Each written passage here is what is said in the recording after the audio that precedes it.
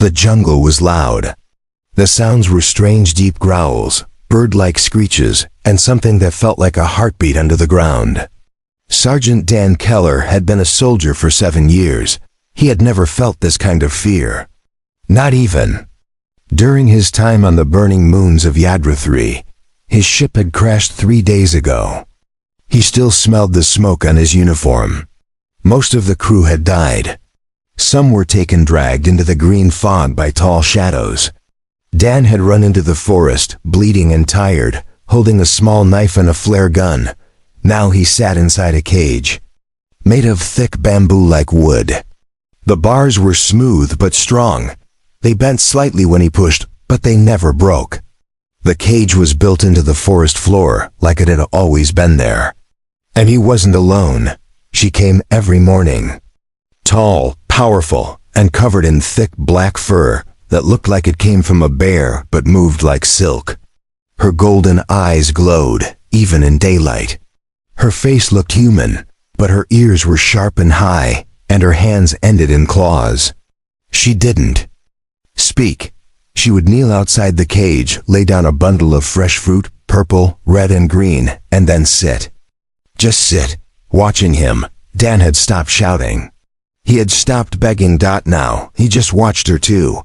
3 days ago, when she first appeared, he had screamed. He had thrown a rock.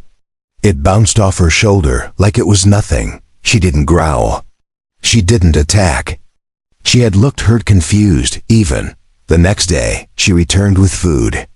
And when Dan didn't take it, she carefully peeled a fruit with her claws and placed it on the ground. Then she pushed it forward, slowly, like feeding a scared animal. Dan had eaten it. He had been starving. He didn't know why she kept him here. He didn't know if she was a hunter, a soldier, or something worse. All he knew was she had saved him. Or claimed him. The days were hot and wet. The nights were cold and loud. But the cage kept other creatures away. Some of them he saw in the dark, big things with red eyes and long teeth that circled and sniffed but never came close. She did. Each night, after the sun went down, she returned again. Sometimes she brought leaves and covered parts of the cage from the rain. Sometimes she dropped bones of animals, clean and sharp, maybe for protection. And sometimes she just sat there for hours, watching him with her glowing eyes while he slept curled up on the dry side of the cage. He had begun to wonder, was he her prisoner? Or her guest? He remembered the battle that brought them here.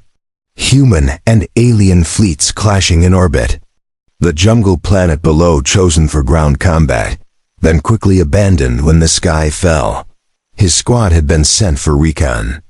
But their drop pod was hit. No rescue.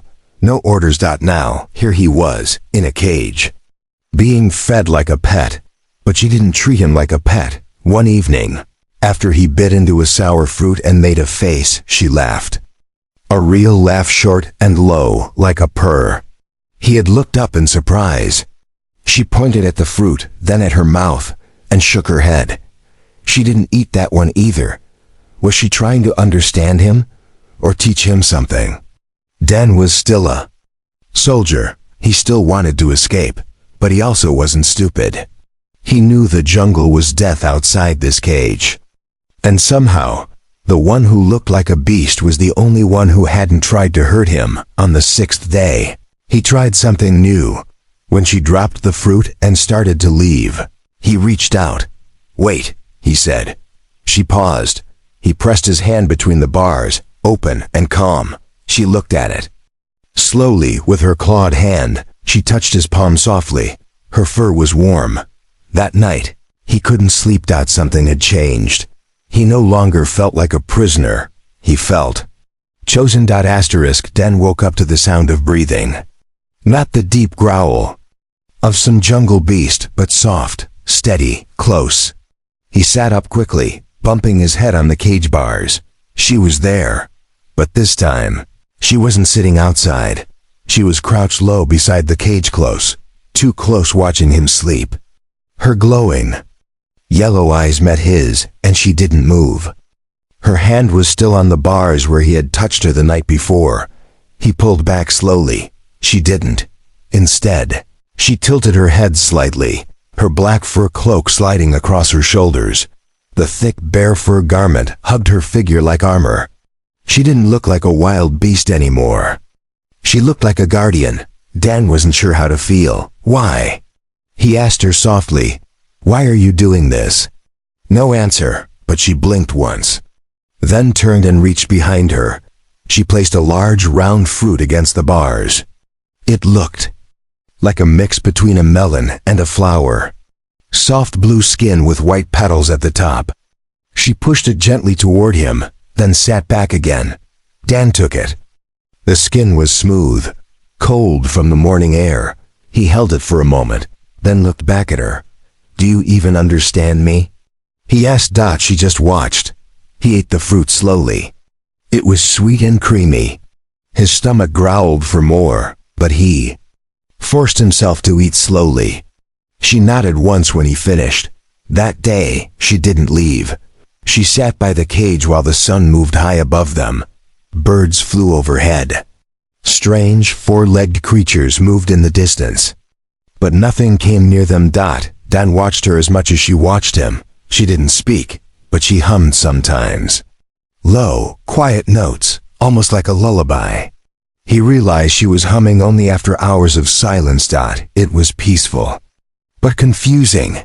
Every moment brought more questions. Why was he still alive? Why did she feed him? Why did she guard the cage at night? And why did he stop wanting to run? Late in the afternoon, she moved. She stood up and walked a few steps toward the trees. Dan's heart jumped. Was she leaving? But then, something strange happened. She crouched beside a tree and began to dig.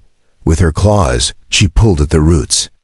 Then she reached in and lifted something large, a bundle of vines twisted together, into a wide bowl.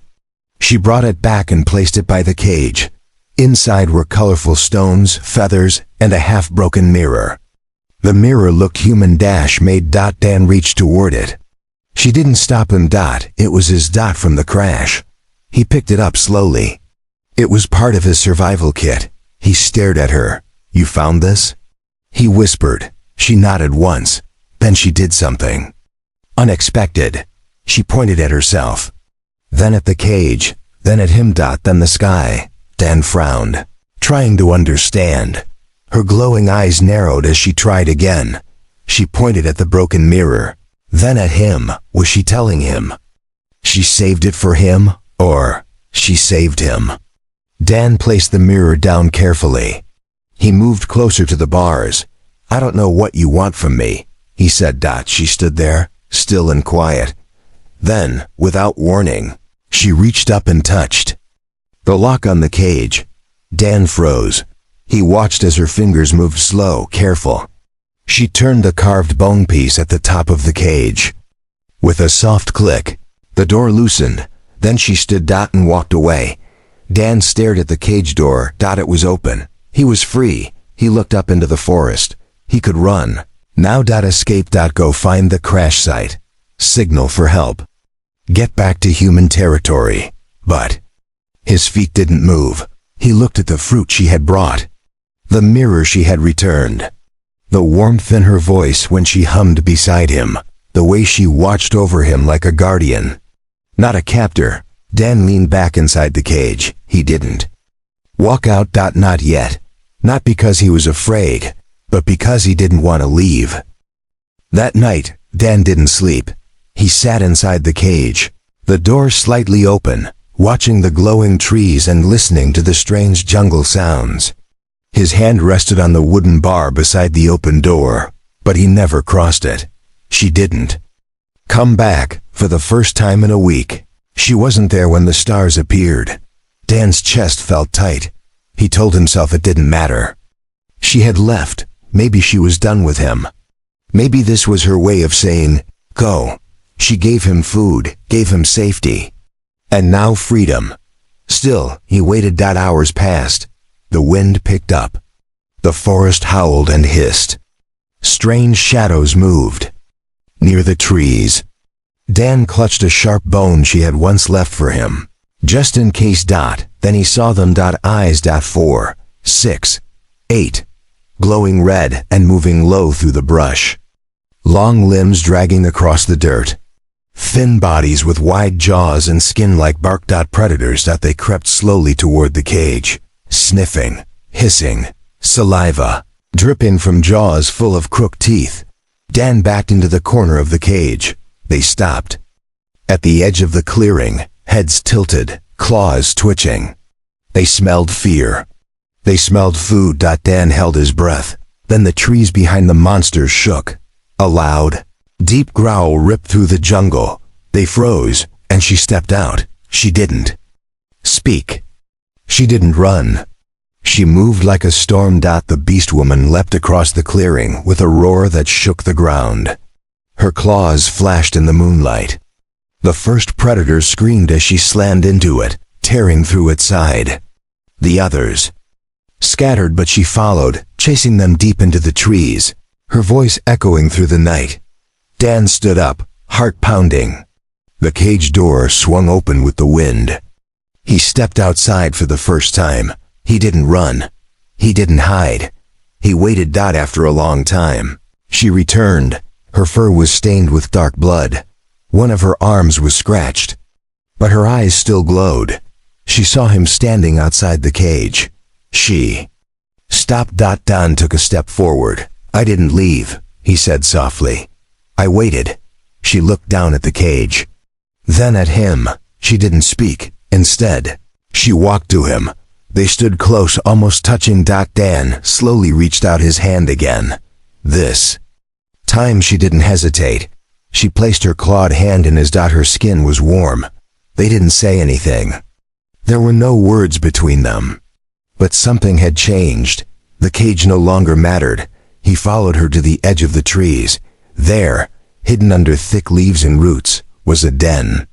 Warm, dry, lined with soft moss and fur. He knew then it was hers, her home. She pointed at it, then looked at him. Didn't move right away. You want me to stay here? He asked. She tilted her head, waiting. I'm not your prisoner anymore, he said. She stepped closer. Her golden eyes searched his face. Then she did something that made his heart stop.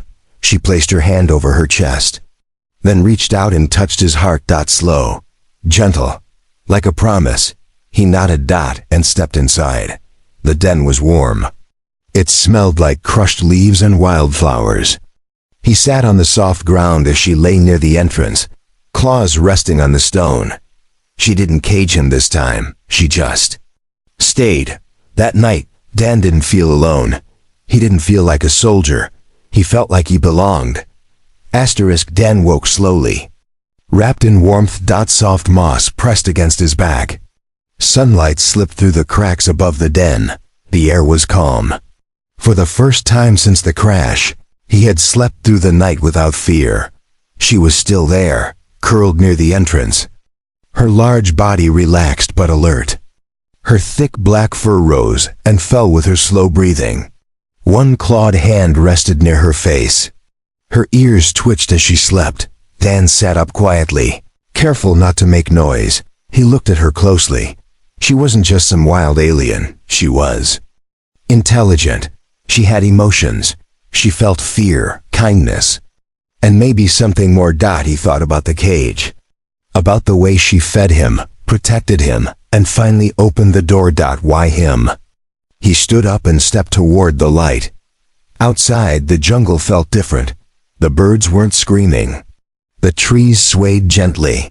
It was almost peaceful. Dan climbed a small slope nearby and looked around. That's when he saw it. Smoke. A thin column of dark gray rising far in the distance, too straight to be natural. It had to be a signal, a flare, maybe from another crash pod. Maybe from survivors. He felt his chest tighten. Home, rescue, orders, a way out. He turned back to the den. She was awake now. She stood at the edge of the clearing, watching him with golden eyes. She knew. Dan didn't speak. He didn't know what to say. She stepped toward him slowly, then She lifted something from the ground, a piece of metal with human writing on it. He recognized it. It was part of a cum device. She handed it to him. Dan took it and looked at the screen.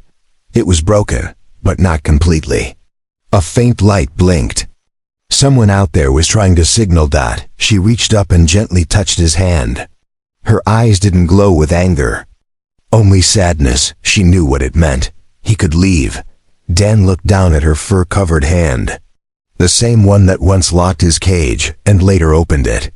The same hand that protected him from beasts in the jungle. The hand that touched his chest. Without words, he took a deep breath. "I have to go," he said. She didn't stop him. Instead, she stepped back. Dan started walking. The cum signal would fade if he waited too long. His heart pounded as he moved through the jungle. Every step away from the den made his chest heavier. But after 20 minutes, he stopped. He stood still among the trees. The smoke was closer now. But he wasn't smiling. His mind kept going. Back to the cage, to the fruit, to her.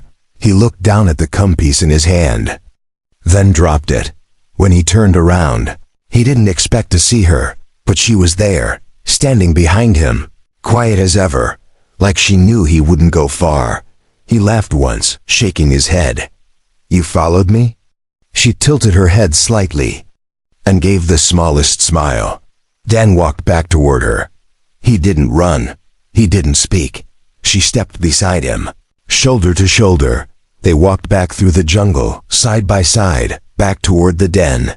And that night, she didn't leave the doorway. She slept close, closer than before, and Dan didn't want to leave anymore. Dan was no longer counting days. He didn't know how long it had been since the crash. Maybe 2 weeks, maybe more. But it didn't matter anymore. He had stopped thinking like a soldier. Now, every morning, he woke up inside her den. She always rose before him and left silently. But when he stepped outside, there it was, fresh fruit waiting at the edge of the clearing. Always clean, always carefully placed. Sometimes he found a piece of bark shaped like a bowl. Sometimes flowers. Once she even brought him a polished bone knife, a gift. She never spoke, but she gave him so many things. Dan had started to give back. He made her a necklace simple, from jungle vines and smooth stones. It wasn't much, but when he held it out to her, she blinked slowly, then bent her head so he could place it around her neck. That was the first time she touched his face. Her fingers moved softly across his cheek, like she was studying it. Dan didn't pull away. That night they sat by the fire together. Not as captor and prisoner.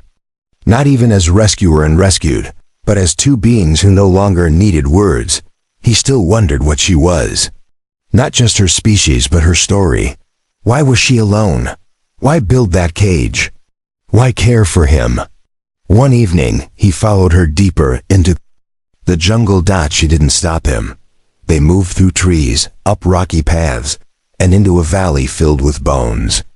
Giant skulls, old armor, broken weapons, and the remains of strange machines. It looked like a battlefield abandoned long ago. Dan walked carefully, heart heavy. She moved through the ruins like someone walking through memory. Then she stopped beside a tall rock. At its base was a mound of fur and bone. A grave. Dan stood beside her. She looked down at the grave and knelt. He saw it then. Carved into the rock were symbols, claw marks and patterns. Pictures. One looked like her. Another looked like a man. Not human, but similar. Dan understood it was her mate. He was gone, and she had been alone for a long time. Dan placed his hand gently on her shoulder. She leaned against him. Neither spoke. They stayed there until the stars came out. On the way back to the den, she walked closer. Her arm brushed his. She didn't pull away. And neither did he. That night, she curled beside him inside the den. She rested her head near his chest, and her tail wrapped softly around his leg. Dan didn't move. He just closed his eyes and breathed with her. The jungle howled outside. But the den was warm. He wasn't a prisoner, not anymore. And part of him hoped. He never would be rescued. Asterisk, the sky cracked open with thunder. Dan looked up from the clearing. The jungle was unusually quiet. Even the birds had gone silent. A wind rushed through the trees, strong and sharp. He felt it in his bones. She stepped out of the shadows, her fur rippling in the wind. Her golden eyes were fixed on the sky. Then they both saw it. A ship. Small, fast, cutting through the clouds above the jungle. A human rescue scout. Dan's heart stopped. It was real. A signal must have reached them. Maybe a flare from another crash. Pod. Maybe someone survived. Either way, the ship was heading straight toward the valley. He didn't move. He couldn't. She looked at him, and for the first time, her eyes were filled with worry. Dan slowly stepped forward. He looked into her face, the alien beastwoman who once kept him in a cage, then gave him food, protection, and peace. She had saved his life. She had stayed beside him every night. She had given him a place to breathe again. I didn't think they'd come, he said quietly. She didn't answer. She just stared at him, unmoving. Dan looked toward the valley, then. Back at the den, I should go, he said. If I don't show myself, they'll search the whole jungle. Still, she said nothing. Dan stepped close. He placed his hand on her cheek. I'll tell them I didn't find anything. I'll say I was alone. Her head lowered, and her claws gently touched his wrist. Then he saw it dash tears out, just a few, caught in her fur. Dan felt his chest tighten. I don't want to leave, he said. But I don't want them to hurt you. She looked up again, then did something he didn't expect. She opened her arms. Not to stop him, but to hold him. Dan stepped into her embrace. Her fur was warm and soft. Her claws wrapped around his back, holding him like she never wanted to let go. For a long time, they stayed like that. Then she pulled back and nodded. It was her way of saying, go, I'll wait. Dan ran toward the valley, heart pounding. He reached the crash site just as the scout ship landed. Soldiers stepped out, weapons raised, scanning everything. Dan raised his hands and shouted, I'm alive, alone, no threats. They rushed to him, scanned him, asked questions. He gave answers, but not the full truth. He said the jungle was empty. He said he survived on his own. He said nothing about her. After a few hours, the ship lifted off again. Dan sat inside, but he didn't smile. He didn't speak. He just stared out the window as the jungle shrank below him. Back at the outpost, they gave him clean clothes, food, a bed. But it didn't feel right. At night, he stared at the ceiling, thinking of her. Her golden eyes, her soft growl when she was close, the way she had wrapped her tail around his leg as she slept. He felt cold without her. 3 days later, he asked for a transfer. Then he disappeared. He didn't go home. He didn't stay with the army. He returned to the jungle. No one knew why. No one followed. But far away, in a quiet green valley, a beastwoman lifted her head one night and smiled. Because she heard a human voice calling softly from the edge of the trees.